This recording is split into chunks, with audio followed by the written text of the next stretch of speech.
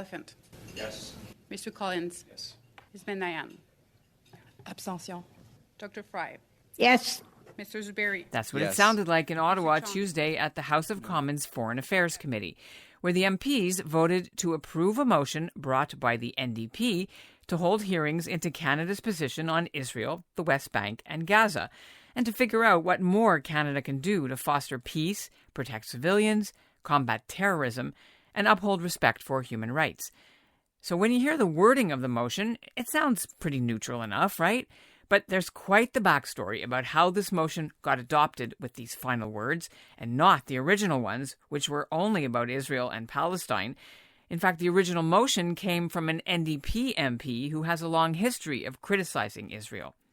All but one of the governing Liberals on the committee voted for it, together with the NDP and the Bloc Quebecois. The Conservatives opposed it. One Liberal MP, Rachel Ben-Dayan of the Montreal riding of Outremont, abstained.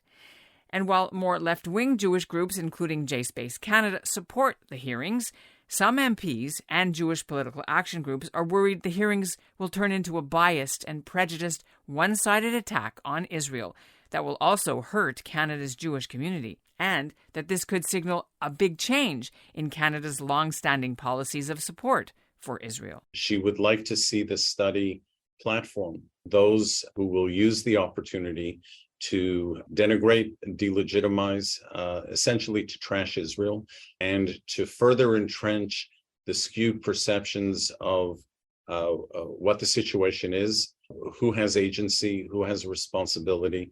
And we've seen this movie before. I'm Ellen Besner, and this is what Jewish Canada sounds like for Thursday, May 18th, 2023.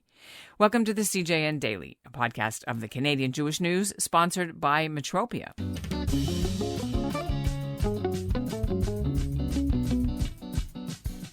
So I'm back from Ottawa, where I was moderating panel at the conference put on by the Israeli Embassy with the Canadian Jewish leadership, and this story broke while I was there. The Foreign Affairs Committee will be doing something that Canada has not done in a very long time, maybe decades. Nobody actually can remember when this was, which is review Canada's position on Israel and the Palestinian crisis. So here's how it all came to happen. In late April, the NDP's Foreign Affairs critic, MP Heather McPherson of Edmonton, issued a statement calling for a study of Canada's policies on Israel and Palestine. And her statement was very critical of the new Israeli government and some of its ministers, who said there's no such thing as Palestinians. And she expressed horror at what she called the, quote, terrifying, disturbing, and brutal violence, unquote, at the Al-Aqsa Mosque in Jerusalem. And she blamed Israel for attacking worshippers there during Ramadan. She also lamented the rising tide of violence that has killed both Palestinians and Israelis this year. Then she called on Canada to boycott products made in Jewish settlements in the West Bank and asked Canada to stop selling arms to Israel, among other things.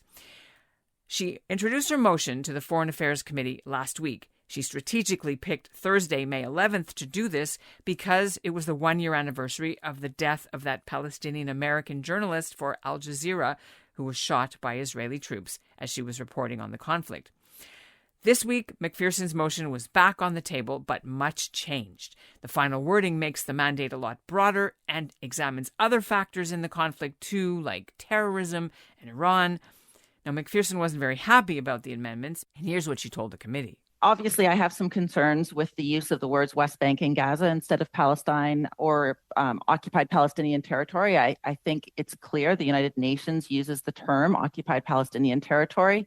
Many Palestinians have told me that they've expressed that there is a feeling amongst the Palestinian community that this government is trying to erase their reality and erase the reality of the Palestinian people. I think that it's important that we use accurate language and that the Palestinian people or the occupied Palestinian territory be used instead. That said, I think this is a vitally important study. I think we will be bringing forward witnesses that will speak about the reality of people both in Israel and Palestine. I think the fact that this Foreign Affairs Committee has not studied this for many, many years, if not decades, that Canada does have an important role to play. I think the The attacks on Israeli and Palestinian civilians, particularly on children, is so appalling that as a Foreign Affairs Committee, we have an obligation to look at this. So while I am concerned by that amendment, I think it is more important for us to get the study and get the witnesses to this committee to talk about what Canada can do to ensure peace in the region. Now, I checked with McPherson's office later, and she meant the Trudeau government is trying to erase the Palestinians' reality. Yara Sachs isn't on the committee, but the Liberal MP for York Centre admits she did some behind-the-scenes politicking to get a better outcome. We felt that if this was tabled on the floor and that it was clear that the votes were not going to go to shut it down, that it was incumbent on us as the Liberal government to ensure that it would be a balanced, concise, and correct study to truly reflect all who live in the region, not only Palestinians. And there's no question there's great debate about Palestinian human rights, and that is a strong concern by many Canadians from coast to coast to coast. But equally important is to understand the position of Israelis who live under constant fire and threat in terms of their safety and security as a result of terrorism and the conflict as well. What about Iran and other regional players too? We made sure, and it was important to me, that the language of the motion discussed combating terrorism, which leaves it open for a broader discussion of who funds terrorism. As we know, Iran funds terrorism, who supports Hamas and Islamic Jihad, who are listed on our terrorist lists. So there is some open-endedness there for scope. There are 4 meetings that are suggested in the study. And I'm sure it will be a fulsome discussion. It was a priority for me to make sure that it is a balanced discussion, one that really reflects the region and not necessarily what we see on Twitter or social media. Why couldn't the government shut it down? I'm not a member of the committee, so I really can't speak to the business of committee and how it commands itself and the members who are there. I know that there was a lot of collaborative work that was done to ensure that if this motion went forward, that it was really reflective of the strong Liberal position in foreign policy in the region, which is extremely supportive of Israel and a two-state solution. Okay. And so going forward, does this committee recommendations then for Canadians who don't really have a degree in political science, how important is what they say compared to what then government policy will be going forward? The recommendations certainly for many studies are tabled in the House and then can spark debate. Recommendations can be made. The government can choose to accept them or not accept them. Okay. One last thing. You've been very active in getting peace-building money in the region, especially after the 2021 Israel-Hamas conflict. So of the work they're going to do, how did you make sure that that was part of their discussions, and who would you want them to talk to? So in the amendments to the motion, there had been a focus only on human rights organizations. I insisted that it include peace-building organizations and civil society organizations. I also pushed very hard for it to include civilians and the impact on civilians, not just Palestinians, but Israelis. This will be a unique opportunity, I think, if the study goes forward, to bring the many organizations that we supported through the $25 million that we put forward in 2021, including Siach Shalom, Apple Seeds, and Echo Peace, and many other organizations that are doing tremendous work in the region for coexistence and peace building, which is a cornerstone of our foreign policy. UJA's Walk with Israel is happening this Victoria Day, Monday, May 22nd. Join thousands of community members for the world's largest Israel Solidarity Walk, followed by an epic Israeli-themed beach party to celebrate Israel's 75th birthday. Get all the details by visiting walkwithisrael.com. This is our moment to unite as one strong and proud Jewish community. Religious and secular, left and right, Jews and allies. Everyone belongs at the Walk with Israel. Register before May 19th, and if you use the promo code CJN, you can save 10% on all Walk Bundle packages. To register, visit walkwithisrael.com. For their part, the federal Conservatives think the whole thing is a bad idea. Deputy Leader Melissa Landsman says it's a wake-up call that the Trudeau government talks one way but does something else when it comes to Israel behind the scenes. When a member of the NDP, supported by the government in this case, brings forward a motion that platforms extremism, that makes an egregious statement allocating blame to one side of a very complicated conflict.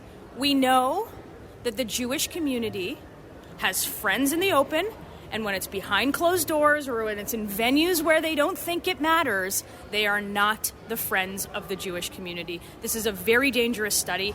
We voted against it the first time that it came to committee. We voted against it again, and we will continue to vote against having it. What are the dangers of doing this? Is this going to change the foreign policy? I mean, this is a committee. They could just talk and the government does what it wants, right? We have a responsibility in Parliament to study issues, not platform extremists, not come to conclusions before studies are even put forward. And what this does is that it pits two communities together by a member of Parliament who knows exactly what she's doing, supported by a government who doesn't know better. They supported it, the Liberals supported it, the Bloc supported it, and the only ones that take this responsibility seriously to make sure that the Jewish community in this country, that a pro-Israel community in this country, that even those who want to study this issue in a meaningful way, including the Abraham Accords, including the role of the egregious mullahs of Iran that the government refuses to list as terrorists, even that wasn't in the motion. So we would never support a one-sided study that presupposes a conclusion, and it's not an actual study. They know what they're doing, and they have the support of the government of Canada, and that's shameful. For their part, the Centre for Israel and Jewish Affairs, CIJA, is disappointed the Liberal government supported the motion. Here's Shimon Koffler-Fogel, the president and CEO. Ellen, our concerns are actually multiple. In the first instance, this motion is fruit of the poison tree. Heather McPherson has an established, explicit, and intentional record of where she stands on the issues. They are not balanced. They don't reflect an appreciation for the complexity of the situation on the ground. She seeks to advance a particular narrative that we think is not only unhelpful, but also inaccurate. So the effort will be made to load up witnesses who are going to echo and reaffirm a particular narrative, one that doesn't reflect Canadian understanding of the situation on the ground, where Canada can contribute, and what the sources of obstacles to peace are.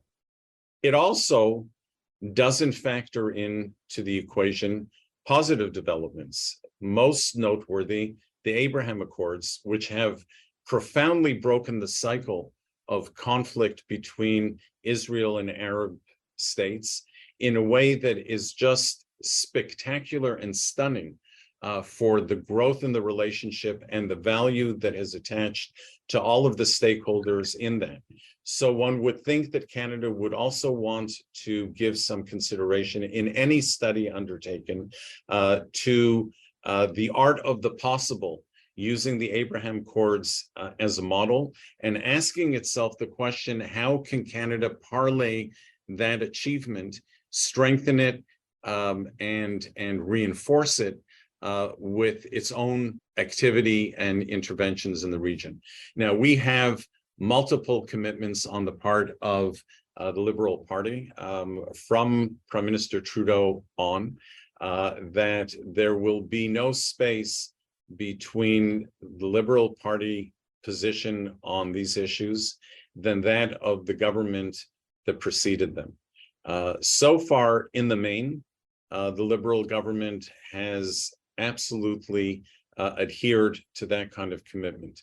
I'll take the opportunity to acknowledge some really positive developments, decisions that the government has taken that really echo that kind of commitment. But if this is one of the signals, Ellen, that Canada is now contemplating some recalibrated approach to the Middle East, to Canada-Israel bilateral relations, then that would give us serious pause for concern. The hearings haven't been scheduled yet, but sources say they could be sometime this fall. And that's what Jewish Canada sounds like for this episode of the CJN Daily, sponsored by Metropia. Integrity, community, quality, and customer care. Today's listener shout-out goes to Karen Estrin in Ottawa. And we'll end with a reminder that we will be at the Walk with Israel on Monday, May 22nd in Toronto. Come and find us at our booth. We'll have a booth at the Prosserman JCC campus in Toronto at the after party. Take a selfie, get some swag, and meet your favorite CJN personalities. We'll be there from 11 to 3. Have a great long weekend, and we'll be back on air on Tuesday.